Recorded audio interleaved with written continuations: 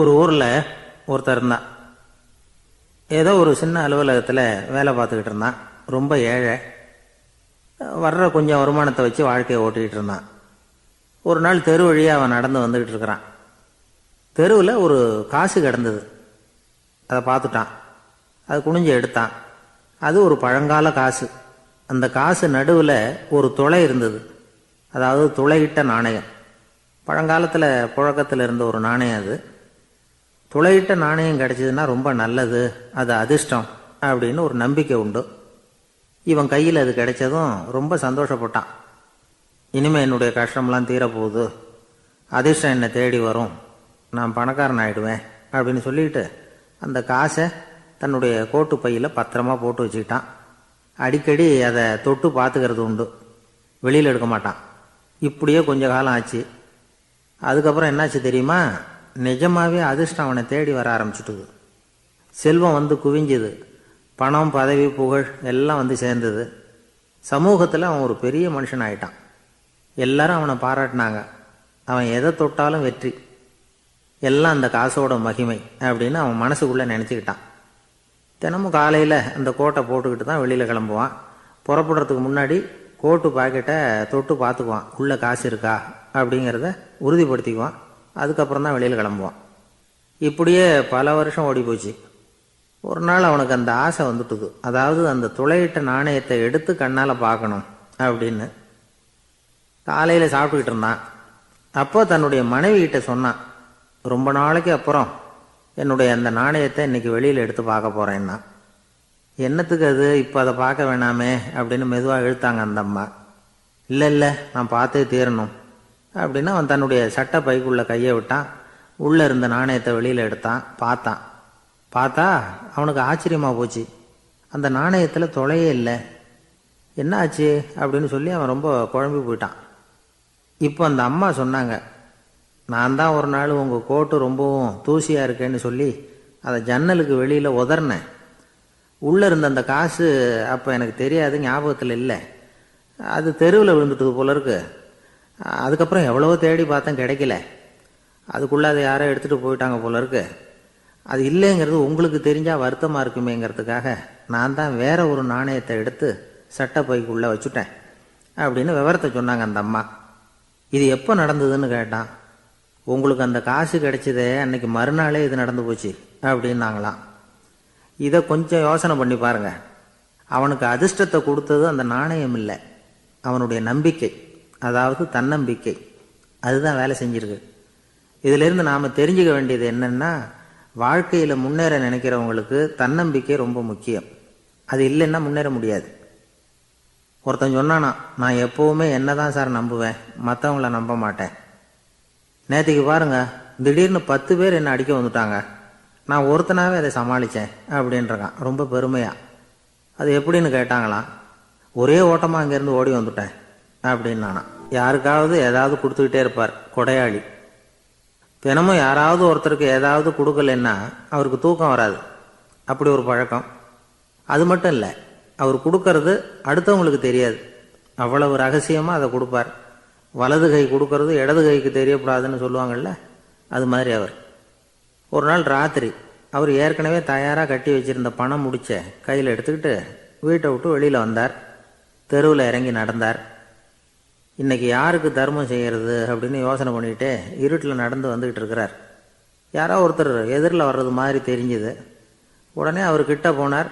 தன்கிட்ட இருந்த பணம் முடிச்ச அவசரமாக அவர் கையில் திணிச்சுட்டு திரும்பி வந்துட்டார். அப்பாடா, ஒரு வழியாக யாருக்கும் தெரியாமல் இன்னைக்கு தர்மம் பண்ணியாச்சு அப்படிங்கிற மகிழ்ச்சி, மன நிறைவு அவர் முகத்தில். நிம்மதியாக தூங்கினார். அப்புறம் எழுந்திரிச்சார். மறுநாள் காலையில் ஊர் பூரா ஒரே பேச்சு.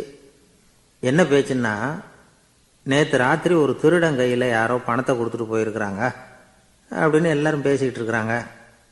இதை கேள்விப்பட்டதும் அந்த பெரியவருக்கு ரொம்ப வருத்தமாக போச்சு. அடடா, போயும் ஒரு திருடனுக்காக உதவி பண்ணியிருக்கிறோம், பிரயோஜனம் இல்லாமல் போயிட்டுதே அப்படின்னு நினச்சார். சரி, இன்றைக்கும் யாருக்காவது உதவி பண்ணணும் அப்படின்னு முடிவு பண்ணினார். ராத்திரி நேரம் வந்தது. இவர் வழக்கம் போல் தெருவில் இறங்கி நடந்தார். கையில் பணம் முடிச்சு. எதிரில் ஒரு பொன் உருவம் மங்கலாக தெரிஞ்சது. இவர் உடனே அந்த பெண்கிட்ட பணத்தை கொடுத்துட்டு திருப்தியாக திரும்பி வந்துட்டார். மறுநாள் காலையில் ஊர் பூரா என்ன பேசிக்கிட்டாங்க தெரியுமா? நேற்று ராத்திரி நெறி தவறி நடக்கிற ஒரு பெண்ணின் கையில் யாரோ பணத்தை வச்சுட்டு போயிருக்கிறாங்க அப்படின்னு எல்லாரும் பேசிக்கிறாங்க. அடடா, இன்றைக்கும் தவறுதலாக நடந்து போச்சு அப்படின்னு ஒரு வருத்தப்பட்டார். இருக்கட்டும், இன்றைக்கும் ஏதாவது தர்மம் பண்ணுவோம் அப்படின்னு நினச்சிக்கிட்டாரு. 3வது நாள் ராத்திரியும் புறப்பட்டார். இப்பவும் எதிரில் ஒருத்தர் வந்தார். இவர் பணத்தை கொடுத்தார், திரும்பி வந்துட்டார். மறுநாள் மக்கள் என்ன பேசிக்கிட்டாங்கன்னா, நேற்று ராத்திரி ஒரு செல்வந்தர் கையில் யாரோ பணத்தை கொடுத்துட்டு போயிருக்கிறாங்க அப்படின்னு பேசிக்கிட்டாங்களாம். அவருக்கு ரொம்ப வருத்தமாக போயிட்டுது. என்ன இது தினம் இப்படி ஆகிக்கிட்டு இருக்குதே அப்படின்னு நினச்சிக்கிட்டே படுத்து தூங்கினார். அன்னைக்கு ராத்திரி ஒரு கனவு. அந்த கனவுல இறைவன் வந்து சொன்னாராம், இதோ பாருப்பா, நீ கொடுத்த தர்மம் வீணாக போயிடல. உங்ககிட்ட பணம் வாங்கின அந்த திருடன் திருந்திட்டான், அந்த பொண்ணும் திருந்திட்டா, அந்த செல்வந்தனும் கொடையாளி ஆயிட்டான், எல்லாருக்கும் உதவி பண்ண ஆரம்பிச்சுட்டான் அப்படின்னு சொன்னாராம். இந்த கதையை சொன்னவர் யாருன்னா நபிகள் நாயகம். இதில் உள்ள கருத்து என்னன்னா, நல்ல மனசோட தர்மம் பண்ணுனா அது வீணா போகிறதில்ல. இன்னொரு கருத்து, தர்மம் வந்து தன்னை மட்டுமல்ல அடுத்தவங்களையும் தீமையிலிருந்து காப்பாற்றும். இதுதான் நாம் புரிஞ்சிக்க வேண்டியது. இந்த காலத்திலையும் இது மாதிரி சில சம்பவங்கள் நடக்கிறது உண்டு. ஒரு பெரியவர் இருட்டில் நடந்து வந்துக்கிட்டு இருந்தார். எதிரில் வந்த ஒருத்தன் வலுக்கட்டாயமாக ஒரு கையை பிடிச்சி ஒரு பண முடிப்பை கொடுத்து வச்சுக்க சொல்லிவிட்டு விலகி போயிட்டான். பெரியவருக்கு ஆச்சரியம், இந்த காலத்துலேயும் இப்படி வலது கை கொடுக்கறது இடது கைக்கு தெரியக்கூடாதுன்னு நினைக்கிற கொடையாளிகள் உண்டு போல இருக்கு அப்படின்னு யோசனை பண்ணிக்கிட்டே நடந்தார். கொஞ்சம் தூரம் போயிருப்பார். அதுக்குள்ளே அதே ஆள் திரும்பி வந்தான். கொடுத்த பண முடிப்பை திருப்பி கொடுங்க அப்படின்னு கேட்டு வாங்கிட்டான். இவருக்கு ஒன்றும் புரியல. ஏன் இப்படி பண்ணுறேன்னார். அது ஒன்றும் இல்லைங்க, கொஞ்ச நேரம் இதை உங்ககிட்ட கொடுத்து வச்சிருந்தேன், அவ்வளவுதான் அப்படின்னா. ஏன்னு கேட்டார். என்னை பின்னாடி போலீஸு தேடிக்கிட்டு வந்துக்கிட்டு இருக்குது, அதுதான் அப்படி பண்ணேன், இப்போ போயிட்டுது, இனிமேல் ஒன்றும் பயமில்லை அப்படின்னு சொல்லிவிட்டு அவன் பாட்டுக்கு நடந்து போகிறான். ஜெருசலேம் அங்கே உள்ள ஒரு தேவாலயம். அதில் உள்ள பலிபீடத்தின் முன்னாடி ஒரு பெட்டி உண்டு. அது காணிக்கை பெட்டி. ஆலயத்துக்கு வர்றவங்க பிரார்த்தனை பண்ணிவிட்டு திரும்பி போகிற சமயத்தில் அந்த பெட்டியில் காணிக்கை போடுவாங்க. அவங்களால எவ்வளவு முடியுமோ அவ்வளவு போடுறது வழக்கம். அவங்கவுங்க வசதிக்கு தகுந்த மாதிரி போடுவாங்க. வசதி உள்ளவங்களாக இருந்தாலும் சரி, வசதியே இல்லாத வறியவர்களாக இருந்தாலும் சரி, ஆலய காணிக்கை பெட்டியில் காசு போடுறது அவங்களுக்கு ரொம்ப பெருமையான ஒரு செயல். ஒரு சமயம் இயேசு தம்முடைய சீடர்களோடு அந்த ஆலயத்துக்கு வரார். அங்கே உட்காந்து ரொம்ப நேரம் வழிபாடு பண்ணிகிட்டு இருக்கிறார். சீடர்களும் அந்த ஜபத்தில் கலந்துக்கிட்டாங்க. வழிபாடு முடிஞ்சுது. இயேசு உட்காந்துருக்கிறார். காணிக்கை பெட்டியில் காசு போடுறவங்கள கவனிக்கிறார். சீடர்களும் அதையே கவனிச்சுக்கிட்டு இருக்கிறாங்க. ரொம்ப பேர் வரிசையாக வந்தாங்க. அவங்களால முடிஞ்ச அளவுக்கு காசு போட்டுட்டு அவங்க பாட்டுக்கு போய்கிட்டு இருக்கிறாங்க. வசதியானவங்க நிறைய பேர் வந்தாங்க. அதுக்கு மத்தியில் வயசான ஒரு அம்மா, அவங்களும் வந்து காசு போட்டுட்டு போகிறாங்க. இப்போ இயேசு தன்னுடைய சீடர்கள் பக்கம் திரும்பினார். ஒரு கேள்வி கேட்டார். இப்போ இந்த காணிக்கை பெட்டியில் நிறைய பேர் வந்து காசு போட்டுட்டு போகிறத நீங்கள் கவனிச்சிங்க. இன்னைக்கு இந்த காணிக்கை பெட்டியில் ரொம்பவும் அதிகமாக காசு போட்டது யார் அப்படின்னு கேட்டார். முதல்ல வந்தார ஒரு பெரிய மனுஷன், அவர் தான் அதிகமாக போட்டார் அப்படின்னார் ஒருத்தர். 3வதாக வந்தவர் தான் அதிகமாக போட்டார், நான் கவனித்தேன் அப்படின்னாரு இன்னொருத்தர். இப்படி ஆளுக்கு ஒரு விதமாக சொல்கிறாங்க. கடைசியாக இயேசு சொன்னாராம், இன்றைக்கு அந்த பெட்டியில் அதிகமாக காசு போட்டவங்க அந்த வயசான அம்மா தான் அப்படின்னாராம். சீடர்களுக்கு ஒன்றும் புரியல. அந்த அம்மா ரொம்பவும் ஏழையாச்சே, அவங்க எப்படி அதிகமாக காணிக்கை செலுத்த முடியும் அப்படிங்கிறது அவங்க சந்தேகம். இயேசு விளக்குனார். நிறைய பேர் வந்தாங்க, நிறையவே காசுகள் போட்டாங்க, அது உண்மைதான். ஆனாலும் அந்த அம்மா என்ன பண்ணாங்க கவனிச்சிங்களா? வந்தாங்க, தன்னுடைய காசு பையை திறந்தாங்க, அப்படியே கொட்டுனாங்க.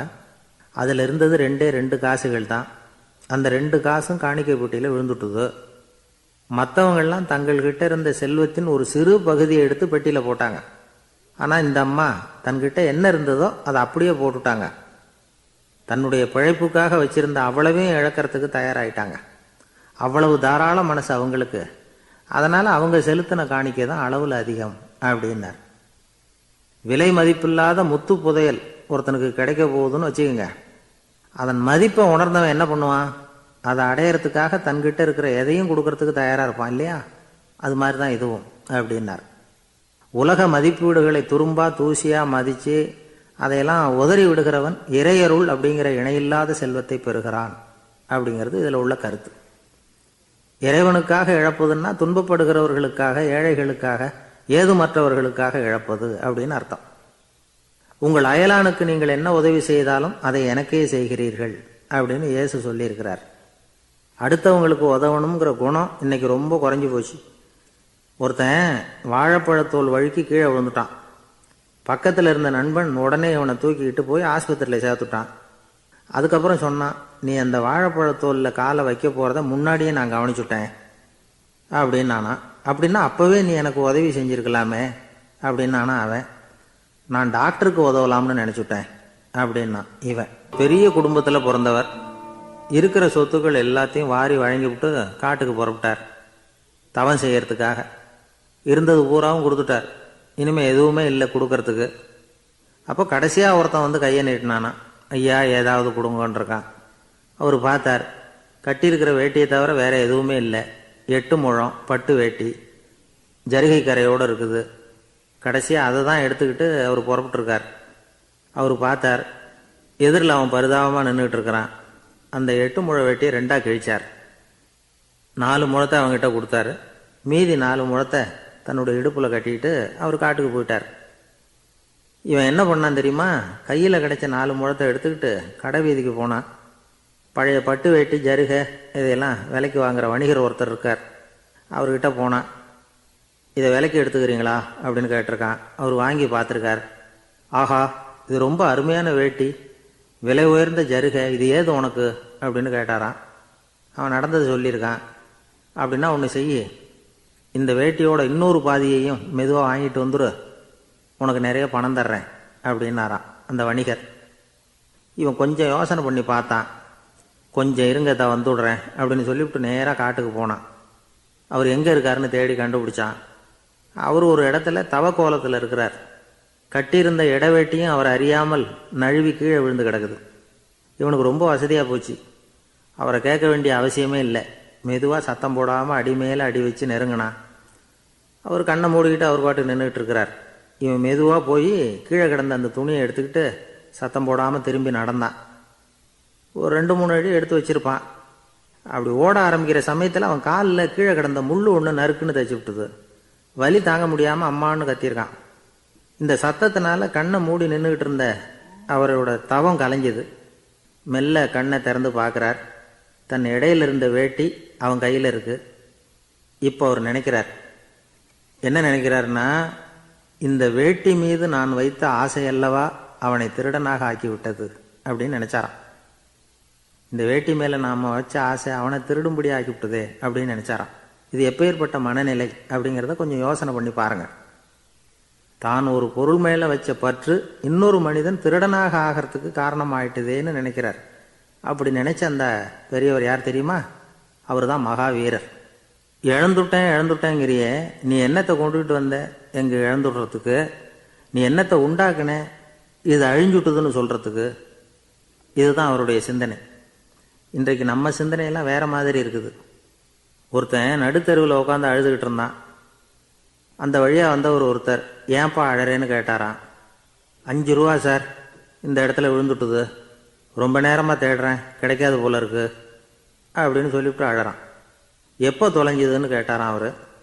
அது எனக்கு தெரியாது சார், பணத்தை தொலைச்சவன் தேடி பார்த்துட்டு போயிட்டான், நான் அவனுக்கு பின்னாடி தேட வந்தவன் அப்படின்னு நானா இவன். இந்த உலகத்தில் தான் மட்டும் வாழ்ந்தா போதும் அப்படின்னு நினைக்கிறவங்க உண்டு. தானும் வாழணும், அடுத்தவங்களும் வாழணும் அப்படின்னு நினைக்கிறவங்களும் உண்டு. முதல்ல சொன்ன வகையை சேர்ந்த மனிதர்கள் எப்படி தெரியுமா? எப்படியாவது தான் மட்டும் வாழ்ந்தால் போதுங்கிற நினைப்பு தான் எப்பவும் அவங்களுக்கு இருக்கும். தங்களுடைய வளர்ச்சிக்கு எது தடையாக இருந்தாலும் சரி, யார் தடையாக இருந்தாலும் சரி, அதை அழிச்சுட்டு தான் மறுவேலை பார்ப்பாங்க. அவங்கெல்லாம் பாவ காரியங்களுக்கு தயங்குறதே இல்லை. அப்படிப்பட்ட வாழ்க்கை அவங்களுக்கே இடைஞ்சல அமைஞ்சு விடுறது உண்டு. அதை விளக்கறதுக்கு ஒரு கதையும் உண்டு. ஒரு ஊரில் அப்படிப்பட்ட ஆள் ஒருத்தன் இருந்திருக்கான். நிறைய பாவங்களை செஞ்சவன். அதன் காரணமாக நரகப்படுகுழியில் விழுந்துட்டான். நரகப்படுகுழிங்கிறது ஒரு பெரிய கிணறு மாதிரி. ஏற்கனவே பாவம் செஞ்சவங்க நிறைய பேர் அதில் விழுந்து கிடக்குறாங்க. உள்ள ஏகப்பட்ட சத்தம், எல்லாம் அந்த பாவாத்மாக்கள் போடுற சத்தம். இப்போ விழுந்தானே இவனும் சத்தம் போட்டான். இவன் போடுற சத்தம் கொஞ்சம் அதிகமாக கேட்டுது. இந்த கிணத்துக்கு பக்கத்தில் புத்தர் உட்காந்துருக்கிறார். அவர் காதில் இவன் போடுற சத்தம் விழுந்தது. உடனே அந்த கிணத்தடிக்கு போனார். குனிஞ்சு பார்த்தார். சாமி என்னை காப்பாற்றுங்க அப்படின்னு கத்தனான் இவன். புத்தர் அவனை கொஞ்சம் கவனித்து பார்த்தார். மனித சமுதாயத்துக்கு அவன் என்னென்ன கெடுதல் பண்ணியிருக்கிறாங்கிற விவரம்லாம் அவர் மனக்கண்ணில் தெரிஞ்சது. அவருக்கு எல்லாம் புரிஞ்சு போச்சு. இருந்தாலும் அவனை காப்பாற்றுறதுக்கு ஏதாவது வழி உண்டா அப்படின்னு யோசித்தார். அவன் தன்னுடைய வாழ்நாளில் ஏதாவது நல்லது செஞ்சிருக்கானா அப்படின்னு பார்த்தார். ஒரே ஒரு சமயம் அவன் தன்னுடைய காலடியில் மிதிபட இருந்த சிலந்தியை மிதிக்காமல் தாண்டி போயிருக்கிறான். இந்த ஒரு காரியத்துக்காக அவனை கரையேற்ற முடியுமா அப்படின்னு நினைச்சார். அவ்வளவுதான். உடனே அவர் கையில் ஒரு சிலந்தி வந்து உட்காந்துதான். அதுகிட்ட இருந்து நூல் இழை வெளிவர ஆரம்பிச்சது. அந்த நூல் இழை கிணற்று ஆழம் வரைக்கும் அப்படியே நீண்டுகிட்டே போச்சான். புத்தர் பார்த்தார். இந்த நூலை பிடிச்சிக்கிட்டு மேலே ஏறி வா அப்படின்னார். என்னங்க சொல்றீங்க, இந்த சிலந்தி நூல் என்ன தாங்குமான்னு கத்துனான். எல்லாம் தாங்கும், அதை பிடிச்சிக்கிட்டு ஏறி வா அப்படின்னார். சந்தேகத்தோடவே அவன் அந்த நூல் இழைய பிடிச்சி இழுத்து பார்த்தான். ரொம்ப வலுவாக இருந்தது. அவனுக்கு ஆச்சரியம். அதை பிடிச்சிக்கிட்டே மெதுவாக மேலே ஏறி வர ஆரம்பிச்சிட்டான். பாதி தூரம் ஏறி வந்திருப்பான். அப்போ அவன் காலுக்கு கீழே ஏதோ சத்தம். என்னன்னு குனிஞ்சு பார்க்கறான். கீழே கிடந்தவங்க சில பேரும் அந்த நூலை பிடிச்சி மேலே வந்துக்கிட்டு இருக்கிறாங்க. இவனுக்கு கோபம் வந்துட்டுது. தன்னுடைய இடுப்பில் வச்சிருந்த கத்தியை எடுத்து தன்னுடைய காலுக்கு கீழே நூல் இழையை அப்படியே வெட்டி விட்டுட்டான். இனிமேல் நாம மட்டும்தான் மேலே ஏறி வந்துடணும் அப்படின்னு நினச்சிக்கிட்டான். ஆனால் நடந்தது என்ன தெரியுமா? மொத்த நூல் இழையும் அப்படியே அருந்து கீழே விழுந்துட்டுது. அவனும் பொத்துன்னு கீழே விழுந்துட்டான். மறுபடியும் கத்த ஆரம்பிச்சிட்டான். ஏற்கனவே அவன் செஞ்சிருந்த ஒரு சிறு கருணை அந்த நூல் இழைக்கு உறுதியை கொடுத்தது. இப்போ அவன் செஞ்ச பாவம் அந்த நூல் இழையை வலுவிழக்க செஞ்சுட்டுது.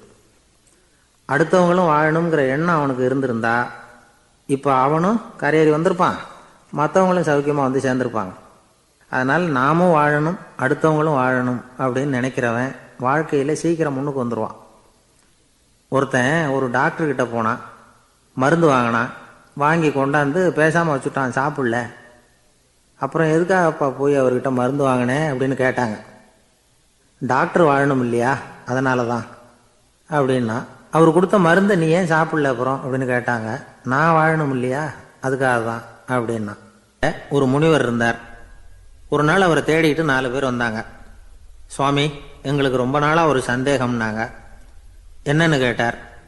இந்த உலகத்தில் எவ்வளவோ காரியங்கள் நடக்குது, எது நியாயம் எது அநியாயம் அப்படின்னு புரிஞ்சிக்க முடியலன்னாங்க. அது யாராலையும் புரிஞ்சிக்க முடியாதுன்னார் முனிவர். வந்தவங்களுக்கு ஆச்சரியமாக போச்சு. ஒரு மாதிரியாக பார்த்தாங்க. இதை முனிவர் கவனிச்சார். சரி புறப்படுங்க என்னோடன்னார். எங்கன்னு கேட்டாங்க.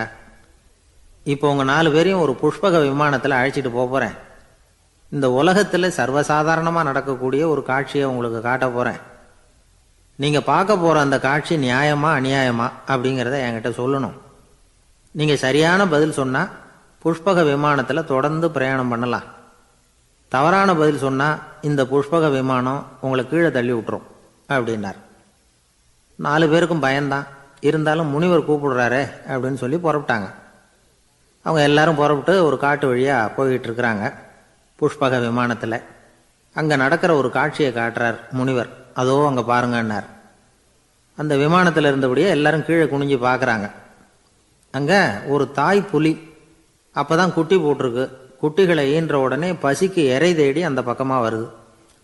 அதே நேரம் ஒரு தாய் மான், அதுவும் அப்போ தான் குட்டி போட்டிருக்கு. அதுவும் இதே மாதிரி குட்டிகளை ஈன்ற உடனே பசிக்கு இறை தேடி அந்த பக்கமாக வருது.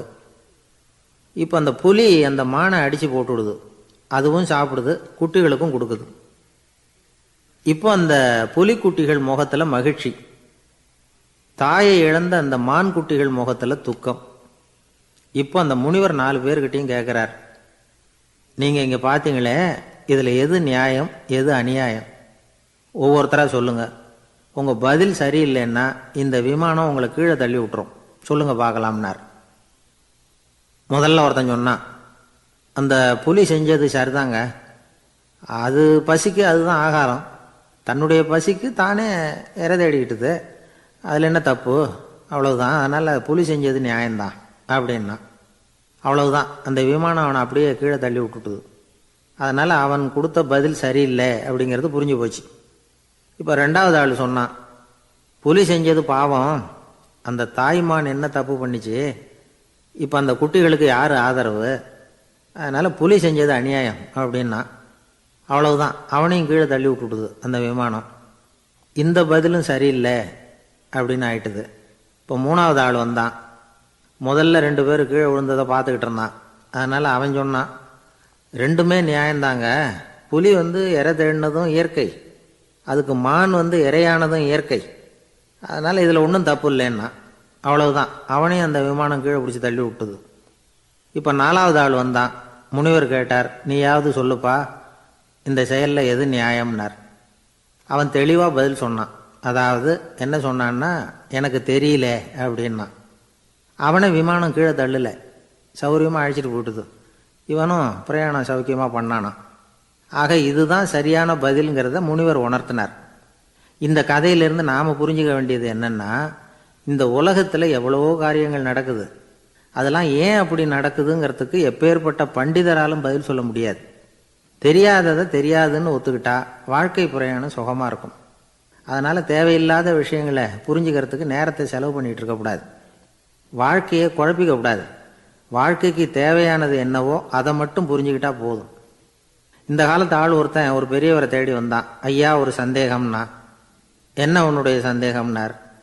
பகுத்தறிவுன்னா என்ன, விதின்னா என்ன அப்படின்னு கேட்டான். இதுக்கு அவர், இப்போ உன்னுடைய வலது காலை தூக்குன்னார். தூக்கினான். சரி, இப்போ உன்னுடைய வலது காலை கீழே இறக்காம உன்னுடைய இடது காலையும் தூக்குன்னார். தூக்கினான். பொத்துன்னு கீழே விழுந்துட்டான். பெரியவர் சொன்னார், உன்னால் ஒரு காலை தூக்க முடிஞ்சுது, அதுதான் பகுத்தறிவு. 2 கால்களையும் ஒரே சமயத்தில் தூக்குனா அடிபடும், அப்படிங்கிறது தான் விதி அப்படின்னு விளக்கம் கொடுத்தார். இவன் தன்னுடைய விதியை நொந்துக்கிட்டே இடுப்பை பிடிச்சிக்கிட்டு அங்கேருந்து நடந்து போயிட்டானான்.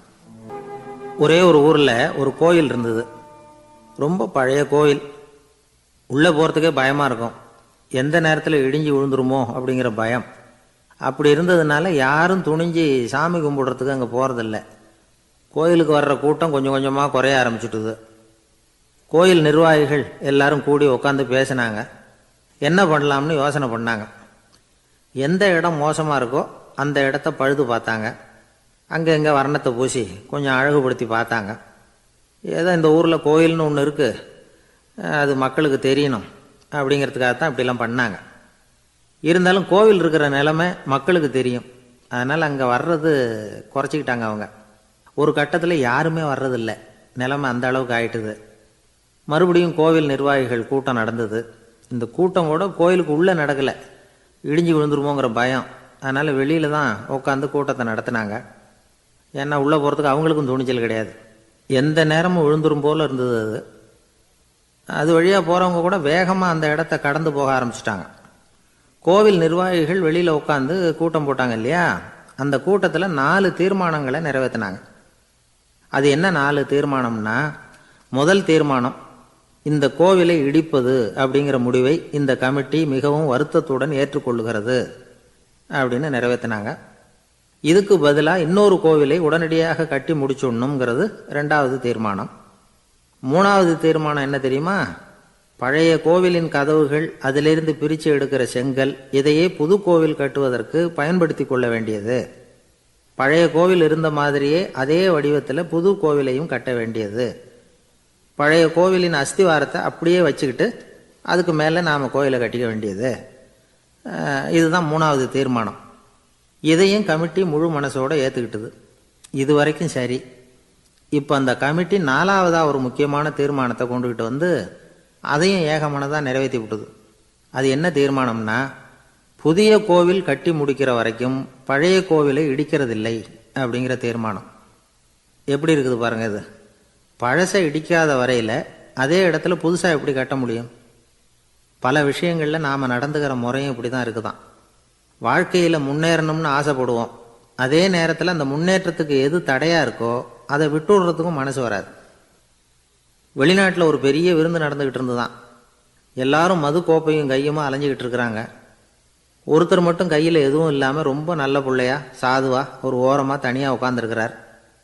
அவர்கிட்ட நெருங்கி, வாங்க மது சாப்பிட்லாம் அப்படின்னு கூப்பிட்டாங்களாம். என்னை வற்புறுத்தாதீங்க, நான் என் மனசுக்குள்ள உறுதியாக தீர்மானம் பண்ணிவிட்டேன் அப்படின்னாராம். என்ன தீர்மானம் பண்ணியிருக்கீங்க அப்படின்னு கேட்டிருக்காங்க. ஏற்கனவே முழு போதையில் இருக்கும் பொழுது மறுபடியும் மதுக்கோப்பையை தொடரதில்லை அப்படின்னு தீர்மானம் பண்ணியிருக்கேன் அப்படின்னாராம். ஒரு ஊரில் ஒரு பெரியவர் இருந்தார். ஒரு நாள் அவரை தேடி ஒருத்தர் வந்தார். ஐயா, நான் கடவுளை பரிபூர்ணமாக நம்புகிறேன் அப்படின்னார். சரி, அந்த நம்பிக்கை உனக்கு எப்படி வந்ததுன்னு கேட்டார் இவர்.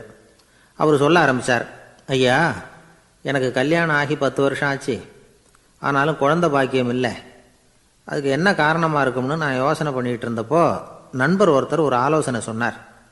உனக்கு மதப்பற்று இல்லை, எந்த கடவுளையுமே நம்ப மாட்டேங்கிற, அதுதான் காரணம். கடவுளை நம்பு, உனக்கு குழந்தை பாக்கியம் கிடைக்கும் அப்படின்னார். அவர் அப்படி சொன்னாரே தவிர எனக்கு சந்தேகம்தான். இருந்தாலும் அவர் சொன்னபடியும் நடந்து தான் பார்ப்போமே அப்படின்னு முடிவு பண்ணேன். கடவுளை நம்ப ஆரம்பித்தேன். அந்த வருஷமே அழகான ஆண் குழந்தை பிறந்தது. எல்லாம் இறைவன் அருள் அப்படின்னார். இவர் இப்படி சொன்னதை கேட்டதும் அந்த பெரியவர் சொன்னார், நீ சொல்கிறதெல்லாம் சரிதான். இருந்தாலும் இந்த காலத்தில் எந்த ஒரு காரியமாக இருந்தாலும் அதை சோதனை செஞ்சு பார்த்துட்டு தான் ஒரு முடிவுக்கு வந்து சேர முடியும். அறிவுபூர்வமான முடிவு அதுவாக தான் இருக்கும். அறிவியல் சோதனைகள் அப்படித்தான். ஒரு குறிப்பிட்ட விஷயத்தை பற்றி எத்தனை தடவை சோதனை பண்ணாலும் ஒரே முடிவு தான் கிடைக்கணும். அதுதான் சரியாக இருக்கும். அதனால் இப்போ மறுபடியும் ஒரு சோதனைன்னார். என்ன செய்யணும் அப்படின்னு கேட்டார் இவர். கடவுள்கிட்ட ஒரு பெண் குழந்தை வேணும்னு கேளு. முதல்ல ஆண் குழந்தையை கொடுத்தது மாதிரியே இப்போ ஒரு பெண் குழந்தையையும் கொடுக்குறாரா பார்க்கலாம் அப்படின்னார். சரின்னு சொல்லி இவர் அதே மாதிரி முயற்சி பண்ணினார். அதுக்கப்புறம் அவர் இந்த பெரியவர்கிட்ட வரவே இல்லை. கொஞ்ச காலம் கழித்து இவரே அவரை தேடிக்கிட்டு போய் கதவை தட்டினார். அவர் கதவை திறந்தார். என்ன ஆச்சு, கடவுள் கண் திறந்தாரா அப்படின்னு கேட்டார். அவர், அந்த சமாச்சாரம்லாம் நமக்கு வேணாம் சார். முதல் தடவை அது ஏதோ தற்செயலாக ஏற்பட்ட ஒரு சாதகம். இப்போ நீங்கள் 2வது தடவை சொன்ன பிறகு தினமும் கடவுளை வேண்டிக்கிட்டு தான் இருக்கிறேன், ஒன்றும் நடக்கலை அப்படின்னார் ரொம்ப விரக்தியாக. ஒரே ஒரு தோல்வியில் உங்கள் நம்பிக்கையெல்லாம் பறந்து போயிட்டுது பார்த்தீங்களா அப்படின்னார் அந்த பெரியவர். எல்லாம் நல்ல விதமாக நடக்கிற வரைக்கும் நம்பிக்கை, எதிர்பார்த்தது தோல்வியில் முடிஞ்சுட்டுதுன்னா அவநம்பிக்கை.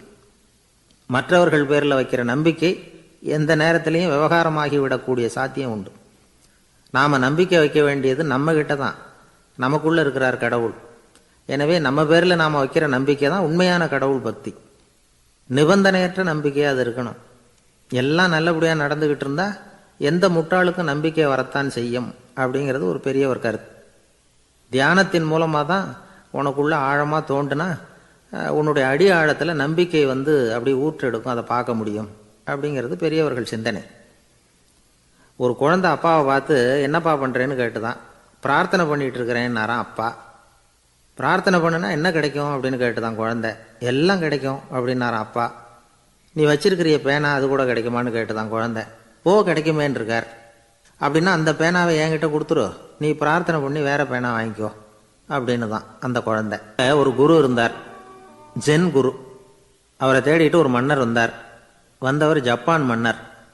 தோட்டக்கலையை பற்றி தெரிஞ்சுட்டு போகிறதுக்காக அவர் வந்தார். எப்படி தோட்டம் அமைக்கிறது அப்படிங்கிறத பற்றி அந்த குரு விவரமாக சொல்லி கொடுத்தாரு. 1 நாள் 2 நாள் இல்லை, 3 வருஷம் கற்றுக் கொடுத்தார். அதுக்கப்புறம் சொன்னார், நான் கற்றுக் கொடுத்துட்டேன், இனிமேல் நீங்கள் போகலாம், போய் தோட்டம் அமைக்கலாம். அதுதான் உங்களுக்கு பரீட்சை. தோட்டம் அமைச்ச பிறகு சொல்லி அனுப்புங்க, நான் வந்து பார்க்குறேன். நீங்கள் இங்கே என்னவெல்லாம் கற்றுக்கிட்டீங்களோ அதையெல்லாம் அங்கே செயல்முறையில் செஞ்சு காட்டுங்க அப்படின்னு சொல்லி அனுப்பி வச்சார். மன்னர் போனார். அரண்மனைக்கு பக்கத்திலேயே ஒரு பெரிய தோட்டத்தை உண்டு பண்ணினார். அழகான மரங்களையும் செடிகளையும் உருவாக்கினார். கிட்டத்தட்ட 1000 தோட்டக்காரர்களை பயன்படுத்தி 3 வருஷங்கள் முயற்சி பண்ணி அந்த அழகான தோட்டத்தை உருவாக்கினார். குருக்கிட்ட இருந்து செய்தி வந்தது, நாளைக்கு வந்து தோட்டத்தை பார்க்குறேன் அப்படின்னு. மன்னர் உடனே சுறுசுறுப்பாயிட்டார். முதல் நாளே தோட்டத்தை சுத்தப்படுத்தினார். ராத்திரி பூரா யாரும் தூங்கலை. எல்லாருக்கும் தோட்டத்தை ஒழுங்குபடுத்துகிற வேலை. அது அந்தந்த இடத்துல ஒழுங்காக இருக்குதா அப்படின்னு சரி பார்த்தாங்க. ஒரு தவறும் இல்லாத வகையில் அதை ஒழுங்குபடுத்தினாங்க. மறுநாள் குரு வந்தார், தோட்டத்தை பார்த்தார். அவருக்கு கோபம் வந்துட்டுது. மன்னருக்கு ஆச்சரியம், எப்பவும் சிரிச்சுக்கிட்டே இருக்கிறவர் இப்போ எப்படி இருக்கிறாரு அப்படின்னு. மெதுவாக குருக்கிட்ட போய் எல்லாம் சரியாக தானே இருக்குது அப்படின்னார். எல்லாம் சரிதான், ஆனாலும் எங்கே அந்த பொன்னிற காற்று அப்படின்னார். உதிர்ந்த இலைகள், பொன் மஞ்சள் நிற இலைகள் காற்றில் அப்படி புரண்டு ஓடுவதை நான் பார்க்க முடியவில்லையே அப்படின்னாராம். அது இல்லாமல் இந்த தோட்டம் உயிரோட்டம் உள்ளதாக இருக்காது, இதில் பாடல் இல்லை ஆடல் இல்லை, அதெல்லாம் இல்லாமல் இந்த தோட்டம் ரொம்பவும் செயற்கையாக தெரியுதேன்னாராம். மன்னர் இப்போ தான் யோசனை பண்ணார். கீழே கிடந்த காஞ்சி போன இலைகள் மட்டும் இல்லை, மரத்தில் இருந்த காஞ்சி போன இலைகளையும் அப்புறப்படுத்தி சுத்தமாக வச்சிருக்கிறார். இறப்பும் வாழ்க்கையினுடைய ஒரு பகுதி தான். மரணம்ங்கிறது வாழ்க்கைக்கு எதிரானது அல்ல, அதை நிரப்பும் ஒரு பகுதி தான் அது. மரணம் இல்லையில் வாழ்க்கையே இல்லை அப்படிங்கிறது பெரியவங்க கருத்து. இப்போ அந்த தோட்டம் அழகாக தான் இருக்குது, இருந்தாலும் அது ஒரு ஓவியம் மாதிரி உயிர் இல்லாமல் இருக்கு. குரு ஒரு வாளியை கையில் எடுத்துக்கிட்டார், தோட்டத்தை விட்டு வெளியில் போனார். ஏற்கனவே வீசி எறிந்த அந்த சருகுகளை எல்லாம் அள்ளி கொண்டுகிட்டு வந்தார். உள்ள எல்லா இடங்கள்லையும் அதை வீசினார். உடனே காற்று அந்த காய்ந்த சருகுகளையும் பழுத்த இலைகளையும் அசைக்க ஆரம்பிச்சுட்டுது. இப்போ அங்கே சலசல சத்தம், சங்கீதம், இலைகளின் நடனம், ஓவியம் மாதிரி இருந்த அந்த தோட்டத்துக்கு இப்போ உயிர் வந்துட்டுது. இதுதான் அந்த பொன்னான காற்று அப்படின்னாராம் குரு. மன்னருக்கு புரிஞ்சுது. மிகப்பெரிய ஜென் கேள்வி ஒன்று உண்டு. உம்மான் அப்படிங்கிற ஒரு பெரிய குருவை பார்த்து துறவி ஒருத்தர் கேட்டாராம், இலைகள் எல்லாம் கீழே விழுந்து மரங்கள் மொட்டையாக இருக்கும் பொழுது என்ன நடக்கும்? இதுதான் கேள்வி. இதுக்கு உம்மான் சொன்ன பதில் பொன்னான காற்று, தி கோல்டன் விண்ட் அப்படின்னாராம். இதுக்கு என்ன விளக்கம்னா, உன்னுடைய எண்ணங்கள் எல்லாம் உன்னுடைய மனசிலிருந்து கீழே விழுந்து உனது உள்ளுணர்வானது மொட்டையாக நிற்கும் நிலைதான் அது. உனது வேர்களின் அருகில் காற்று வீசுகிறது. எல்லா எண்ணங்களும் உன்னிலிருந்து வெகு தூரத்துக்கு புரண்டு கொண்டே சென்று விடுகிறது. நீ அவற்றை கடந்து விட்டால் நீ அவைகளுக்கெல்லாம் மேலெழுந்து கீழே பார்ப்பவனைப் போல நிற்க ஆரம்பித்து விடுவாய். அதுதான் தியானம் என்பது அப்படின்னு சொல்றாங்க. தியானம்ங்கிறது எண்ணத்துக்கு எதிரானதில்லை, தியானம்ங்கிறது எண்ணங்களை கடந்து செல்வது தான். அதுக்கப்புறம் நாம் பொன்னிற காற்றில் ஆட ஆரம்பிச்சிருவோம். இதுதான் பெரியவர்கள் சொல்றது. என்கிட்ட ஒருத்தர் தோட்டம் அமைக்கணும்னு யோசனை கேட்டு வந்தார். எல்லாம் சொல்லி கொடுத்தேன். செடிகள்லாம் செழிப்பாக வளரணும்னா வேர் காயாமல் பார்த்துக்குங்க, தினமும் தண்ணி விடுங்க அப்படின்னு சொல்லி அனுப்பி வச்சேன். ஒரு மாதம் கழிச்சு ஒரு தோட்டத்தை பார்க்கறதுக்காக போனேன். போய் பார்த்தா எல்லா செடியும் வாடி கிடக்குது. என்னங்க இப்படி பண்ணிவிட்டீங்கன்னு. நீங்கள் சொன்னபடி தான் செஞ்சேன்னார். என்ன செஞ்சீங்கன்னு கேட்டேன். வேறு காயாமல் பார்த்துக்க சொன்னீங்க, தினமும் ஒரு தடவை எல்லா செடியையும் ஒவ்வொன்றா பிடுங்கி பார்த்து வேறு காயாமல் இருக்கா அப்படின்னு பார்த்துட்டு அதுக்கப்புறம் தண்ணி பாய்ச்சினேன், அவ்வளவுதான் அப்படின்னார். ஒரு ஊரில் 4 நண்பர்கள் இருந்தாங்க. 4 பேரும் சோம்பேறிகள். 4 பேருக்கும் எந்த வேலையும் செய்யறதுக்கு உடம்பு வளையறதில்லை. இருந்தாலும் சோம்பேறித்தனத்தில் ஒருத்தருக்கு ஒருத்தர் கொஞ்சம் வித்தியாசம் உண்டு. அதுக்கு தகுந்த மாதிரி அவங்களுக்கு பேர் அமைஞ்சு போச்சு. ஒருத்தன் கால் சோம்பேறி, இன்னொருத்தன் அரை சோம்பேறி, அடுத்தவன் முக்கால் சோம்பேறி, கடைசி ஆள் முழு சோம்பேறி. இவங்க 4 பேரும் நண்பர்கள். அப்புறம் எப்படி காரியம் நடக்கும்? 4 பேரும் ஒரு வீதியில் அப்படியே நடந்து போய்கிட்டு இருக்கிறாங்க. நல்ல பசி. எங்கேயாவது சோறு போடுவாங்களா அப்படின்னு பார்த்துக்கிட்டே வந்தாங்க. அவங்க வந்த வழியில் ஒரு ரூபா காசு கிடந்தது தரையில். அவங்க கண்ணில் அது பட்டுது. ஆனாலும் அதை குனிஞ்சு எடுக்கணுமே, அதுக்கு சோம்பேறித்தனம். முழு சோம்பேறி பார்த்தான். பக்கத்தில் வந்துக்கிட்டு இருந்த முக்கால் சோம்பேறிக்கிட்ட சொன்னானா, டேய் அதை கொஞ்சம் குனிஞ்சு எடுறா அப்படின்னானா. அவன் என்ன பண்ணான் தெரியுமா? அதுக்கு அடுத்தபடியாக வந்த அரை சோம்பேறிக்கிட்ட சொன்னானா, டேய் நீ அதை கொஞ்சம் குனிஞ்சு எடுறா அப்படின்னானா. அவன் இவனை விட மோசம், அடுத்தவங்கிட்ட சொல்லியிருக்கிறான். அவனும் குனியறதுக்கு தயாராக இல்லை. ஆக கூடி கடைசியில் யாருமே காசை எடுக்கலை. என்னத்துக்கு அனாவசியமாக உடம்ப வளைச்சிக்கணும் அப்படின்னு எல்லாரும் பேசாமல் வந்துட்டாங்க. அவங்க பாட்டுக்கு நடந்து வந்துக்கிட்டே இருக்கிறாங்க. எதிரில் ஒருத்தன் வாழைப்பழத்தை வண்டியில் வச்சு தள்ளிக்கிட்டே வந்தான். ரூபாய்க்கு 4 பழம்னு கூவி விற்றுக்கிட்டே வர்றான். இப்போ அந்த முழு சோம்பேறி சொன்னானா, டேய் வழியில் கிடந்ததை ரூபா, அதையாவது எடுத்துக்கிட்டு வந்திருந்தா இப்போ இந்த பழத்தை வாங்கி ஆளுக்கு ஒன்று சாப்பிடலாமே அப்படின்னானா. ஆமாம் சாப்பிட்ருக்கலாமே அப்படின்னாங்களாம் மற்றவங்களும். ஆனாலும் திரும்பி போய் அதை எடுக்கணும்னு யாருக்கும் தோணலை. பேசாமல் சோர்ந்து போய் நடந்து வந்தாங்களாம். இருட்டி போச்சு. வழியில் ஒரு கோவில். சரி இங்கேயே படுத்து தூங்குவோம் அப்படின்னா ஒருத்தன். அதுதான் சரின்னாங்க மற்றவங்களும். அப்படியே மண்டபத்தில் படுத்துட்டாங்க. கோவில் அர்ச்சகர் வேலையெல்லாம் முடிச்சுவிட்டு வெளியில் வந்திருக்காரு. இவங்கள பார்த்தாராம். ஏன் இப்படி சோர்ந்து போய் கிடக்குறீங்க அப்படின்னு விசாரிச்சிருக்கார். 2 நாளாச்சுங்க நாங்கள் சாப்பிட்டு அப்படின்னாங்களாம். அவர் உடனே ஐயோ பாவம் அப்படின்னு சொல்லி பானை, விறகு, அரிசி, தண்ணி எல்லாம் கொடுத்து நீங்களே சமையல் பண்ணி சாப்பிட்டுக்குங்க அப்படின்னு சொல்லிவிட்டு போயிட்டார். இந்த 4 பேருக்கும் சமையல் பண்ணி சாப்பிட்ணும்னு ஆசையாக தான் இருந்தது. ஆனால் அடுப்பு பற்ற வைக்கணுமே, அதுக்கு தீப்பெட்டி வேணுமே, தீப்பெட்டி இல்லை. இப்போ முழு சோம்பேறி ஆரம்பித்தான். அடுத்தவனை பார்த்து, டேய் கடைக்கு போய் ஒரு தீப்பெட்டி வாங்கிட்டு வாயேன் அப்படின்னு நானான். அவன் வழக்கம் போல் அடுத்தவங்ககிட்ட சொல்லியிருக்கான், அவன் அதுக்கு அடுத்தவங்ககிட்ட சொல்லியிருக்கிறான். கடைசியாக கால் சோம்பேறிக்கிட்ட வந்து சேர்ந்தது. அவனும் அது நம்மால் முடியாது அப்படின்னு பேசாமல் இருந்துட்டான். இப்போ தீப்பெட்டி வேணுமே, அதுக்கு என்ன பண்ணுறது? அவங்களுக்குள்ளே பேசி ஒரு முடிவுக்கு வந்தாங்களாம். அதாவது யார் முதல்ல வாயை திறந்து பேசுகிறாங்களோ அவங்க தான் தீப்பெட்டி வாங்கிறதுக்கு போகணும் அப்படின்னு. அவ்வளவுதான். உடனே 4 பேரும் வாயை கெட்டியாக மூடிக்கிட்டு படுத்துக்கிட்டாங்க. அவங்க சமையல் பண்ணி சாப்பிட்டாங்களா என்ன அப்படிங்கிறது அர்ச்சகருக்கு தெரியல. சரி பார்த்துட்டு வரலாமேன்னு வந்தார். வந்து பார்க்குறாரு, இவங்க 4 பேரும் அசையாமல் படுத்து கிடக்குறாங்க. அர்ச்சகர் பயந்துட்டார். ஒருவேளை பசி தாங்காமல் செத்து போட்டாங்களோ அப்படிங்கிற பயம், அல்லது நாம் கொடுத்த உணவுப் பொருளில் ஏதாவது விஷம் கலந்துருக்குமோ அப்படின்னும் பயந்தார். அப்படின்னா நம்ம மேலே பழி வந்துருமே அப்படின்னு நினச்சி நடுங்க ஆரம்பிச்சிட்டார். அப்புறம் அவரும் ஒரு முடிவுக்கு வந்தாராம். கோவிலுக்கு பக்கத்துலேயே ஒரு பெரிய குழி இருந்தது. அதில் ஒவ்வொருத்தரையாக இழுத்துக்கிட்டு போய் போட்டார். கொஞ்சம் மண்ணை தள்ளினார், காலால் மிதித்தார். அவர் மிதித்த மிதி ஒருத்தன் அடி வயத்தில் போட்டுவிட்டுது. அவன் உடனே வலி தாங்காமல் ஐயோ அம்மான்னு அலறினான். உடனே நடந்தது என்ன தெரியுமா? மற்ற 3 பேரும் துள்ளி எழுந்திரிச்சாங்களாம். அவனை பார்த்து, நீ தாண்டா தீப்பெட்டி வாங்க போகணும், நீ தாண்டா வாங்க போகணும், நீ தான் சத்தம் போட்ட அப்படின்னு சொல்லி ஆரம்பிச்சுட்டாங்களாம். அர்ச்சகர் பார்த்தார், இது பேய் மாதிரி தெரியுதுன்னு நினச்சிக்கிட்டு ஒரே ஓட்டமாக ஓடி போட்டாராம். கிராமப்புறங்களில் இப்படி ஒரு கதையை சொல்கிறது உண்டு. சோம்பல்ங்கிறது நம்ம முன்னேற்றத்துக்கு பெரிய தடை அப்படிங்கிறத நாம் புரிஞ்சுக்கணும். அதுதான் இந்த கதை சொல்கிற நீதி. ஒரு பள்ளிக்கூடத்தில் ஒரு புதுமையான போட்டி நடந்துதான். அதாவது சோம்பேறித்தனத்துக்கு பரிசு. அதில் 2வது பரிசு யாருக்குன்னு அறிவித்தாங்க. ஒரு பையன் எழுந்திரிச்சு மெதுவாக நடந்து போய் பரிசை வாங்கிட்டான். அடுத்தது முதல் பரிசு யாருக்கு அப்படின்னு அறிவித்தாங்களாம். அவன் கடைசி வரிசையிலேருந்து கத்தனானான், ஐயா அதையும் அந்த பையன் மூலமாகவே கொடுத்து அனுப்பி வச்சுருங்க, இங்கே வந்தது நான் வாங்கிக்கிறேன் அப்படின்னா. ஒரு ராஜா இருந்தார். அவர் ஒரு நாள் காலையில் அரண்மனையில் மேல் மாடத்தில் வந்து நின்றுக்கிட்டு இருந்தார். அப்போ ஒரு ஆள் வீதியில் ரொம்ப வேகமாக ஓடிக்கிட்டு இருக்கான். அதை ராஜா கவனித்தார். அவன் மனசில் ஏதோ ஒரு தவிப்பு இருக்குங்கிறத புரிஞ்சுக்கிட்டார். உடனே அரண்மனை சேவகர்களை கூப்பிட்டார். அந்த ஆளை இங்கே அழைச்சிட்டு வாங்க அப்படின்னார். இவங்க ஓடி போய் அந்த ஆளை அழைச்சிட்டு வந்தாங்க. மன்னர் முன்னாடி நிறுத்தினாங்க. மன்னர் அவனை நிமிர்ந்து பார்த்தார். எதுக்காக இவ்வளோ வேகமாக ஓடிக்கிட்டு இருக்கிற அப்படின்னு கேட்டார். இதுக்கு அவன் சொன்னான், மன்னா, நம்ம கோட்டையின் வடக்கு வாசல் இருக்கு இல்லையா, அது ஓரமாக ஒரு பெரிய பாறாங்கல் கிடக்கு. அதுக்கு அடியில் நான் ஒரே ஒரு வெள்ளி நாணயத்தை புதைச்சி வச்சுருக்கேன்.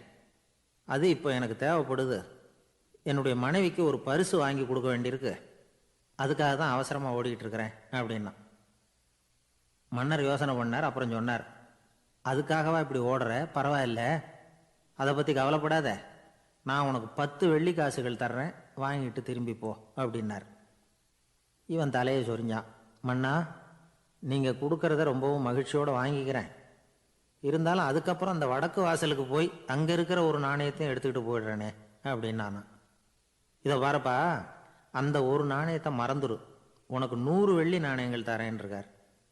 மன்னா, ரொம்ப மகிழ்ச்சி. உங்கள் மாதிரி தாராள குணம் வேற யாருக்கும் வராது. நீங்கள் கொடுக்குற 100 நாணயங்களையும் வாங்கிக்கிறேன். இருந்தாலும் வடக்கு வாசலுக்கு போய் அதையும் எடுத்துக்கிட்டா 101 ஆகிடுமே அப்படின்னு நானா. இதை பாருப்பா, அந்த ஒரு நாணயத்தை மறந்துடு, அது எக்கேடாவது கெட்டு போகட்டும். நான் உனக்கு 100 பொற்காசுகள் தரேன், அதையாவது வாங்கிட்டு வந்த வழியிலேயே திரும்பி போடுன்னாராம். தங்க நாணயங்களே தரேன்னு சொல்கிறீங்க, தாராளமாக வாங்கிக்கிறேன். இருந்தாலும் வடக்கு வாசலுக்கு போய் அப்படின்னு மறுபடியும் ஆரம்பித்தான். அரசர் வந்து பொறுமை இழந்துட்டார். கடைசியாக ஒரு முடிவுக்கு வந்துட்டார். இதை பாருப்பா, உனக்கு என்னுடைய ராஜ்யத்திலேயே பாதியை கொடுத்துட்றேன், அப்படியாவது திருப்தியாக திரும்பி போ அப்படின்னாராம். மன்னா, உங்களுடைய பெருந்தன்மைக்கு ஈடு இணையே கிடையாது. தேசத்திலேயே பாதி பிரித்து கொடுக்குறேன்னு சொல்கிறீங்க, அதனால் உங்ககிட்ட ஒரு சின்ன வேண்டுகோள் அப்படின்னானா. சொல்லுன்னாராம் மன்னர் ஆர்வமாக. இவன் மெதுவாக ஆரம்பித்தான். அப்படி இந்த ராஜ்யத்தை 2ஆக பிரிக்கிறப்போ அந்த வடக்கு வாசல் இருக்கிற பக்கத்தை என்கிட்டயே கொடுத்துருங்கோ அப்படின்னானா. மன்னர் அசந்து போயிட்டார். இந்த கதை எதுக்காகன்னு கேட்டால், மனம்ங்கிறது ஒரு குரங்குங்கிறத புரிஞ்சுக்கிறதுக்காகத்தான். உன்னை பிடிச்சிக்கிட்டா லேசில் விடாது. அப்படிப்பட்ட மனசை அறிவு தான் வழி நடத்தணும். அதில் தான் வாழ்க்கையின் வெற்றி அடங்கியிருக்குது. ஒரு சின்ன பையன் தெருவில் அழுதுகிட்டு இருந்தான். ஏன்பா அழுகுறேன்னு ஒரு பெரியவர் கேட்டார். ₹1 காசை இங்கே தொலைச்சுட்டேன் அப்படின்னா. சரி, அதுக்காக அழாத, அதுக்கு பதிலாக 10 ரூபா தரேன், இந்தா வச்சுக்கோன்னு கொடுத்தார். அந்த 10 ரூபாயை வாங்கி சட்டப்பையில் போட்டுக்கிட்டு அதை விட அதிகமாக சத்தம் போட்டு அழ ஆரம்பிச்சிட்டான். மறுபடியும் ஏன்டா அழறேன்னு கேட்டார் பெரியவர். அந்த 1 ரூபாயும் கிடச்சிட்டுதுன்னா இப்போ என்கிட்ட 11 ரூபா இருக்குமே, இப்போ 10 ரூபா தானே இருக்குது அப்படின்னு சொல்லிவிட்டு அழறான் ஒருத்தர். அவருக்கு ஜாதகத்தில் நம்பிக்கை உண்டு. அவரே ஜோசியம்லாம் பார்ப்பார். என்ன சார் இந்த காலத்தில் இதையெல்லாம் நம்பிக்கிட்டு இருக்கீங்களே அப்படின்னு கேட்டால், உங்களுக்கு ஒன்றும் தெரியாது சார், இந்த உலகத்தில் ஒவ்வொருத்தரும் அவங்கவங்க செய்கிற நல்லது கெட்டதுக்கு தகுந்த பலனை அனுபவிச்சே தீரணும்பார். அது மட்டும் இல்லை, ஒருத்தர் செத்துட்டா கூட அவன் செஞ்ச பாவ புண்ணியங்கள் கூடவே போய்கிட்டு இருக்கோம்பார். அது எப்படி கூட போவோம் அப்படின்னு குதர்க்கமாக கேட்டால், அதுக்கு அவர் ஒரு கதை சொன்னார். அது ரொம்ப சுவாரஸ்யமாக இருந்தது. அது என்ன கதைன்னா, ஒரு ஊரில் ஒருத்தர் இருந்தாராம். அவர் ஜோசியம் பார்க்குறதுல ரொம்ப கெட்டிக்காரரான். ஒருத்தருடைய தலைமுடியை மட்டும் அவர்கிட்ட காட்டினா போதும், அதை மட்டும் பார்த்துட்டு அவருடைய ஜாதகத்தையே அலசி போடுவாராம். அப்பேற்பட்ட திறமை. அந்த ஆள் ஒரு சமயம் கன்னியாகுமரி கடற்கரைக்கு போயிருந்திருக்கார். அங்கே கரை ஓரமாக ஒரு மண்டை ஓடு கிடந்திருக்கு. அதை எடுத்து பார்த்துருக்கார். அந்த மண்டை ஓட்டை வச்சுக்கிட்டே அதோட ஜாதகத்தை அலசியிருக்கார். இந்த மண்டை ஓட்டுக்கு உரிய ஆசாமி வாழ்க்கையில் ரொம்ப கஷ்டப்பட்டிருக்கணும், நிறைய கஷ்டத்தை அனுபவிச்சிருக்கணும். அது தாங்க முடியாமல் தான் கடலில் விழுந்து தற்கொலை பண்ணிகிட்டு இருக்கான் அப்படிங்கிறத அவர் கணிச்சுட்டார். இருந்தாலும் இந்த மண்டை ஓடு இன்னமும் அனுபவிக்க வேண்டியது பாக்கி இருக்குது அப்படிங்கிறத அவர் உணர்ந்தாராம். அது சரி, ஒருத்தன் உயிரோடு இருக்கிற வரைக்கும் நல்லது கெட்டதை அனுபவிக்க முடியும், செத்ததுக்கு அப்புறமும் பாக்கி இருக்குன்னா அதை எப்படி அனுபவிக்கிறது? இந்த மண்டை ஓட்டுக்கு இன்னும் கொஞ்சம் பாக்கி இருக்குங்கிறது அவருக்கு புரிஞ்சதே தவிர அதோட அர்த்தம் என்னங்கிறது சரியாக விளங்கலை. சரி, இதை இன்னும் கொஞ்சம் விவரமாக ஆராய்ச்சி பண்ணுவோம் அப்படின்னு நினச்சிக்கிட்டு அதை தன்னுடைய வீட்டுக்கு எடுத்துகிட்டு போயிட்டார். அந்த மண்டை ஓட்டை ஒரு பெட்டியில் வச்சு பூட்டினார். தன்னுடைய தனி அறையில் அதை பத்திரமா வச்சுக்கிட்டார். தினமும் ராத்திரி ஆனதும் தன்னுடைய மனைவியை பார்த்து, நீ போய் பூஜை அறையில் தனியாக படுத்துக்கோ அப்படின்னு சொல்லிவிட்டு தினம் ராத்திரி 12 மணிக்கு பெட்டியை திறந்து அவர் பார்ப்பார். மண்டை ஓடு அப்படியே இருந்தது தவிர இன்னும் கொஞ்சம் பாக்கி இருக்குங்கிறதுக்கு அர்த்தம் அவருக்கு விளங்கலை. அந்த மண்டை ஓட்டுக்கு இன்னும் என்ன பாக்கி இருக்க போகுது? எப்படியோ ஒரு 10 நாள் போச்சு. அந்த வீட்டம்மாவுக்கு சந்தேகம் வந்துட்டுது. நம்ம வீட்டுக்காரரு நம்மளை தனியாக ஏன் தூங்க சொல்கிறார் அப்படிங்கிற சந்தேகம். உடனே பக்கத்து வீட்டு அம்மா கிட்ட விஷயத்தை சொல்லியிருக்கிறாங்க. அந்த அம்மா உடனே, நீ கவலைப்படாத, நான் கண்டுபிடிச்சி சொல்கிறேன் அப்படின்னு சொல்லிவிட்டாங்களாம். அன்னைக்கு ராத்திரியே ஜன்னல் வழியாக எட்டி பார்த்துருக்குறாங்க. இந்த ஆள் மண்டை ஓட்டை கையில் வச்சுக்கிட்டு அது திருப்பி திருப்பி பார்த்துக்கிட்டு இருக்கிறான். அதை பார்த்துட்டாங்க. மறுநாள் காலையில் அவரோட மனைவியை பார்த்தாங்க. ஏம்மா, உன் வீட்டுக்காரருக்கு நீ முதல் மனைவியா 2வது மனைவியா அப்படின்னு கேட்டாங்களாம். எனக்கு தெரிஞ்ச வரைக்கும் நான் ஒருத்தி தான் அவருடைய மனைவி அப்படின்னாங்களாம் அவங்க. அப்படி இல்லை, நீ அவருக்கு 2வது மனைவி. முதல் மனைவியின் மண்டை ஓட்டை தான் அவர் தினமும் ராத்திரியில் எடுத்து பார்த்துக்கிட்டு இருக்கிறார் அப்படின்னாங்க அடுத்த வீட்டு அம்மா. அப்படியா விஷயம் அப்படின்னு சொல்லிவிட்டு கணவன் வீட்டில் இல்லாத நேரமாக பார்த்து அந்த மண்டை ஓட்டை எடுத்து கொண்டாந்து ஒரு உரலில் போட்டு உலக்கையால் குத்தி நொறுக்க ஆரம்பிச்சிட்டாங்க. வெளியில் போயிருந்த அந்த ஆள் அப்போ தான் உள்ளே நுழைஞ்சார். மண்டை ஓடு உலக்கைக்கிட்ட குத்து வாங்கிக்கிட்டு இருக்கு. அது அனுபவிக்க வேண்டியது இன்னும் கொஞ்சம் பாக்கி இருக்குங்கிறதுக்கு அர்த்தம் எனக்கு இப்போ தான் புரிஞ்சுது அப்படின்னாராம் அவர். இந்த கதையிலேருந்து நாம் இன்னொரு நீதியையும் புரிஞ்சுக்கணும். அதாவது நம்ம வீட்டை பற்றி நமக்கு புரியாததெல்லாம் அடுத்த வீட்டுக்காரங்களுக்கு நல்லா புரியும். ஒரு ஆள் இருந்தான். அவன் ஒரு நாள் கோயிலுக்கு போனான். கடவுள்கிட்ட வேண்டிக்கிட்டான், எனக்கு ஒரு 1,00,000 ரூபா நீ கொடுத்தா நான் உன் சன்னதியில் ஒரு தேங்காய் உடைக்கிறேன் அப்படின்னு வேண்டிக்கிட்டான். கடவுள் பார்த்தார். உடனே அவன் கண் முன்னாடி தோன்றினார். இந்தா நீ கேட்ட 1,00,000 ரூபாய் அப்படின்னு சொல்லி அவன் கையில் பணத்தை கொடுத்துட்டு மறைஞ்சிட்டார். இவனால் நம்பவே முடியல. இவ்வளவு சுலபமாக கிடைக்கும்னு தெரிஞ்சிருந்தா அனாவசியமாக ஒரு தேங்காய் உடைக்கிறேன்னு வேண்டியிருக்க வேண்டியது இல்லையே அப்படின்னு நினச்சான். இருந்தாலும் வேண்டுதலை நிறைவேற்ற வேண்டியது கடமை. அதுக்காக என்ன பண்ணான், பக்கத்தில் ஒரு கடைக்கு போனான். ஒரு தேங்காயை கையில் எடுத்தான். இது என்ன விலைன்னு கேட்டான். 5 ரூபான்னார் கடையில் இருந்தவர். அதிகமாக இருக்குதே விலைன்னா. அப்படின்னா ஒன்று செய்யுங்க, அடுத்த ஊருக்கு போங்க, அங்கே தென்னந்தோப்பு அதிகம், அதனால் அங்கே இதை விட குறைஞ்ச விலைக்கு கிடைக்கும் அப்படின்னார். சரின்னு அடுத்த ஊருக்கு கிளம்புனான். அங்கே போய் விசாரித்தான். ஒரு தேங்காய் 3 ரூபாய் விலைன்னாங்க. இதுவும் அதிகமாக தெரியுதேன்னா. அப்படின்னா ஒன்று செய்ய, அதோ அந்த ஆற்று ஓரமாக ஒரு தென்னை மரம் இருக்கு பார், அதில் நீயே ஏறி பறிச்சுக்கோ, ஒரு தேங்காய்க்கு 1 ரூபா கொடுத்தா போதும் அப்படின்னார் அந்த தோப்புக்கு சொந்தக்காரரு. இவனுக்கு மரம் ஏற தெரியாது, இருந்தாலும் ஆசை யாரை விட்டுது, விலை சல்லிசாக இருக்குதே.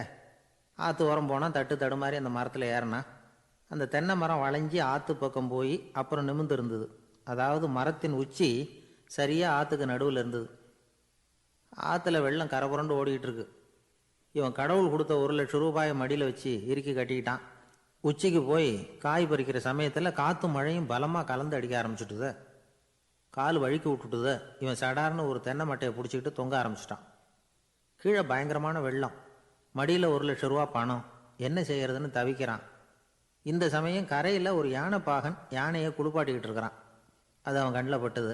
ஐயா ஒரு உதவின்னு கத்துனான். அவன் என்ன செய்யணும்னு கேட்டான். உன் யானையை மெதுவாக இங்கே அழைச்சிட்டு வா, எனக்கு நேராக கீழே நிறுத்து, என் காலை பிடிச்சி மெதுவாக கீழே இறக்கி விட்டுரு, என் மடியில் இருக்கிற பணத்தில் உனக்கு 10,000 ரூபா தரேன் அப்படின்னா. அவன் பார்த்தான், காலை கையை பிடிச்சா கூட எவனும் இந்த காலத்தில் 10 ரூபாய்க்கு மேலே தரமாட்டேங்கிறான், இவன் காலை பிடிச்சா 10,000 தர்றேங்கிறான் அப்படின்னு யோசனை பண்ணான். உடனே யானையை கொண்டுட்டு போனான். அவனுக்கு நேராக கீழே நிறுத்தினான். அவன் காலை பிடிச்சான். அவ்வளவுதான். அந்த நேரம் பார்த்து யானை மெதுவாக நடந்து அப்பால் போட்டுது. இப்போ யானை பாகன் அவன் காலை கெட்டியாக பிடிச்சிக்கிட்டு தூங்குறான். பரிதாபமாக மேலே பார்க்குறான். அவன் மட்டையை பிடிச்சிக்கிட்டு தூங்குறான். இப்போ யானை பாகன் சொல்கிறான், தம்பி மட்டையை விட்டுறாத, கெட்டியாக பிடிச்சிக்கோ, நான் உனக்கு 10,000 ரூபா தரேன், இதோ மடியில் தான் வச்சுருக்கேன்னா. மேலே தொங்குறவனுக்கு இந்த நிலைமையிலேயும் ஒரு சந்தோஷம், மேற்கொண்டு ஒரு 10,000 ரூபா நமக்கு கிடைக்கும் போல இருக்கே அப்படின்னு. இந்த சமயத்தில் ஒருத்தன் ஒட்டகத்தை ஓட்டிகிட்டு வந்தான் அந்த பக்கமாக குளிப்பாட்டுறதுக்கு. யானை பாகம் பார்த்துட்டான். ஐயா ஒட்டகக்காரரே, அதை இங்கே கொண்டுகிட்டு வா, எங்கள் காலை பிடிச்சி பத்திரமா இறக்கி விடு, நாங்கள் பணம் கொடுக்குறோம்னா. அவனும் பணத்துக்கு ஆசைப்பட்டு வந்தான். அவன் காலை பிடிக்கிற சமயம் ஒட்டகமும் நழுவி போட்டுது. இப்போ 3 பேருமே வரிசையாக தொங்குறாங்க. ஒட்டகக்காரன் கத்துறான், தம்பி மட்டையை விட்டுறாத, கெட்டியாக பிடிச்சிக்கோ, நான் என் மடியில் இருக்கிற 5,000 உனக்கு தந்துடுறேன்னா. மேலே தொங்குறவனுக்கு இன்னமும் சந்தோஷம், இவனும் பணம் தர்றேங்கிறான் அப்படின்னா இன்றைக்கி நமக்கு மொத்த பண வரவு எவ்வளவு அப்படின்னு ஒவ்வொன்றா கூட்டி பார்க்க ஆரம்பித்தான். மனக்கணக்கு சரியாக வரல. அதனால் அப்படியே விரலை விட்டு எண்ண ஆரம்பித்தான். அவ்வளவுதான், மட்டையை விட்டுட்டு கை நழுவி வந்துட்டுது. 3 பேரும் பொத்துன்னு ஆற்றுல விழுந்தாங்க. படாத பாடுபட்டு தட்டு தடுமாறி கரைக்கு வந்து சேர்ந்தாங்க. 3 பேர் மடியில் இருந்த பணமும் ஆற்றோட போட்டுது. பேராசை பெருநஷ்டம் அப்படின்னு ஒரு பழமொழி இருக்குல்ல, அதை விளக்கறதுக்காக சொல்லப்பட்ட கதை இது. இந்த காலத்தில் ஒருத்தர் ஒரு நீச்சல் குளத்தில் நீச்சல் அடிச்சுக்கிட்டு இருக்கிறார். காவலுக்கு இருந்தவர் அதை கவனிச்சுட்டார். கரையிலேருந்து சத்தம் போட்டாராம், இதோ பாருங்க, இங்கே ராத்திரி 8 மணிக்கு மேலே நீச்சல் அடிக்கிறது சட்டப்படி குற்றம், அதுக்கு அனுமதி கிடையாது, தெரியாதா உங்களுக்கு அப்படின்னாராம். இதுக்கு அவரு, ஐயையோ நான் நீச்சல் அடிக்க வந்தவன் இல்லைங்க, சும்மா சுற்றி பார்க்க வந்தவன், தடுமாறி குளத்தில் விழுந்துட்டேன், நீச்சல் தெரியாது, அதனால் தத்தளிச்சுக்கிட்டு இருக்கிறேன் அப்படின்னு கத்துனாராம். கரையில் இருந்தவர் பார்த்தார். ஓ அப்படின்னா சரி, அதுக்கு ஒன்றும் தடையில்லை அப்படின்னு சொல்லிவிட்டு அவர் பாட்டு நடந்து போயிட்டாராம்.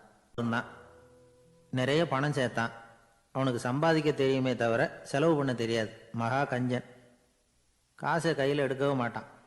எடுத்தால் செலவு செய்ய வேண்டியிருக்குமே, அதனால் இப்படியே அவன் காலத்தை ஓட்டி விட்டான். வயசாகிட்டுது. அவனுடைய மனைவி ஒரு நாள் கேட்டாங்க, இவ்வளவு நாளாக நீங்கள் என்னை எங்கேயுமே அழைச்சிட்டு போனதில்லை, இப்போவாவது அழைச்சிட்டு போகக்கூடாதா அப்படின்னாங்க. எங்கே போகணும் சொல்லுன்னா. காசிக்கு போகணும், கங்கையில் குளிக்கணும்னாங்க. இவன் பார்த்தான், இதுக்கு ஏன் அவ்வளோ தூரம் செலவு பண்ணிட்டு போகணும், நம்ம ஊர் ஆற்றுலேயே குளிக்கலாமே, இதுவும் புண்ணிய நதி தான், இங்கே குளித்தா அங்கே குளித்த பலன் கிடச்சிரும் அப்படின்னா. சரின்னு 2 பேரும் ஆத்தங்கரைக்கு போனாங்க. அன்றைக்கி ஏதோ விசேஷம், நிறைய கூட்டம், நிறைய பேர் குளிச்சுக்கிட்டு இருக்கிறாங்க. கரையில் சில புரோகிதர்கள் நின்றுக்கிட்டு இருக்கிறாங்க. குளிக்கிறதுக்கு முந்தி அவங்கக்கிட்ட உட்காந்தா ஏதோ மந்திரம்லாம் சொல்லுவாங்க, கொஞ்சம் காசு கொடுக்க வேண்டியிருக்கும். அதனால் இவன் என்ன பண்ணான், ஆத்தங்கரையிலேயே கொஞ்சம் தூரம் போனான். ஊரை விட்டு தள்ளி வந்துட்டான். அங்கே யாருமே இல்லை. அப்பாடான்னு சந்தோஷப்பட்டான். குளிக்கலாம்னு புறப்பட்டான். இந்த நேரம் கடவுள் பார்த்தார், இந்த கஞ்சனுக்கு ஏதாவது புத்தி போகட்டணும் அப்படின்னு நினைச்சார். உடனே ஒரு புரோகிதர் மாதிரி உருவத்தை மாற்றிக்கிட்டு அந்த ஆள் முன்னாடி வந்து நின்னார். அவனுக்கு அதிர்ச்சி, இங்கே யாருமே இருக்க மாட்டாங்கன்னு நினச்சா இங்கேயுமே ஒரு ஆள் வந்துட்டார, என்ன பண்ணுறதுன்னு யோசனை பண்ணான். புரோகிதர் உருவத்தில் இருந்த கடவுள் சொன்னார், இதை பாருங்க, இன்னைக்கு விசேஷ நாள், நீராடுறதுக்கு முன்னாடி சுயகல்பம் பண்ணிக்கிறது ரொம்ப நல்லது அப்படின்னார். என்கிட்ட பணம் எதுவும் இல்லையேன்னா. பரவாயில்ல, அப்புறமா கொடுங்க, வாங்கிக்கிறேன், ஆனால் ஒன்று, எவ்வளவு கொடுப்பீங்கிறத மட்டும் இப்போவே சொல்லிவிடுங்க அப்படின்னார். இவன் ரொம்ப யோசனை பண்ணான். ஒரு 10 பைசா தரேன் அப்படின்னா. சரின்னு ஒத்துக்கிட்டு எல்லா கிரியைகளையும் அவர் செஞ்சார். அதுக்கப்புறம் கணவனும் மனைவியும் ஆற்றுல குளிச்சாங்க. அவர் போயிட்டார். கொஞ்ச நாள் கழித்து அவன் வீட்டுக்கு வந்தார் கடனை வசூல் பண்ணுறதுக்கு. வாசலில் நின்றுக்கிட்டு இருந்த அவன் மனைவி இவரை பார்த்ததும் தயங்க ஆரம்பித்தாங்க. அந்த அம்மா கிட்ட விஷயத்த சொன்னார். அந்த அம்மா ஓடி போய் உள்ளே இருக்கிற தன்னுடைய கணவர்கிட்ட சொன்னாங்க. அவன் யோசனை பண்ணான், இப்போ வெளியில் போனால் அவனுக்கு 10 காசு கொடுக்க வேண்டியிருக்கும். அதனால் எனக்கு காய்ச்சல்னு அந்த ஆளுகிட்ட சொல்லிவிடு, இன்னொரு சந்தர்ப்பத்தில் என்னை வந்து பார்க்க சொல்லு அப்படின்னா. அந்த அம்மா போய் சொன்னாங்க. அப்படிங்களா, அப்படின்னா அவரை நான் உடனே போய் பார்க்கணுமே அப்படின்னு உள்ளே நுழைய ஆரம்பித்தார். அவங்க மறுபடியும் இருங்க அதை வரேன்னு சொல்லிவிட்டு உள்ள ஓடி விஷயத்த சொன்னாங்க. இது ஏதுடா வம்பா போச்சு அப்படின்னு பார்த்தான். மனைவியை கிட்டத்தில் கூப்பிட்டான். இதோ பாரு, ஜன்னி கண்டு நான் இறந்து போயிட்டதா சொல்லிவிடு அப்படின்னா சொன்னாங்க. புரோகிதர் பார்த்தார். அப்படின்னா ஒரு வழியாக இருந்து அவருடைய இறுதி சடங்குகளையும் நானே முடிச்சுட்டு போயிடுறேன் அப்படின்னார். உள்ளே இருந்தவன் யோசனை பண்ணான், அந்த ஆள் என்னை விடமாட்டான் போல இருக்கு, அதனால் ஒரு சவப்பெட்டியில் என்னை வச்சு தூக்கிக்கிட்டு மயானத்துக்கு போங்க பார்த்துக்கலாம் அப்படின்னா. புரோகிதரும் விடுற மாதிரி இல்லை, கூடவே நடந்து போயிட்டு இருக்கிறார். அங்கே இறக்கி சடங்குகளை முடிச்சுட்டு தீ வைக்கிற நேரம் பொட்டிக்குள்ளே இருந்த நம்ம ஆள் அலறி அடிச்சுட்டு வெளியில் ஓடி வந்தான். புரோகிதர் உருவத்தில் இருந்த கடவுள் சிரித்தார். தன்னுடைய சுய உருவத்தை காட்டினார். அதுக்கப்புறம் அவனை கூப்பிட்டு, இதை பார்ப்பா, ஏன் இப்படி அல்லாடுற, ஏதாவது வர வேணும்னா கேள்தரேன் அப்படின்னார். அவன் யோசனை பண்ணான். பகவானே, ஒரே ஒரு வரம் தான் உங்ககிட்ட கேட்கணும்னா. என்ன வேணும் கேளுன்னார். அந்த 10 பைசா தட்சணையை தள்ளுபடி பண்ணால் போதும் அப்படின்னா. கடவுளும் சரின்னு சொல்லிட்டு போயிட்டார். இப்படி ஒரு கதையை சுவாமி சிவானந்தர் சொல்லியிருக்கிறார். செல்வந்தர்கள் பல பேர் இப்படித்தான் இருக்கிறாங்க. தாங்களும் அனுபவிக்க மாட்டாங்க, அடுத்தவங்களுக்கும் கொடுக்க மாட்டாங்க. இது மாதிரியான கஞ்சர்களுக்கு இந்த உலகம் இல்லை அந்த உலகம் இல்லைங்கிறார் அவர். இந்த கதையில் கடவுள் கடன் வசூலுக்கு வந்தது மாதிரி